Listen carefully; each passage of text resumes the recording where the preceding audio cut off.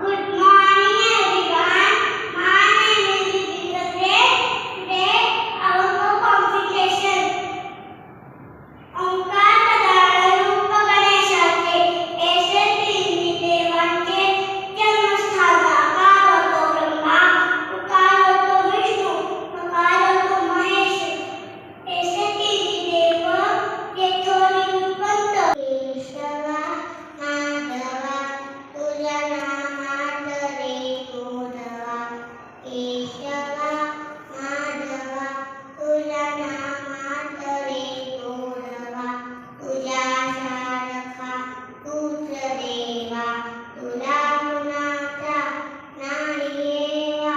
तुझ्या सारखा तूच देवा, तुला कुणाचा नाही येवा.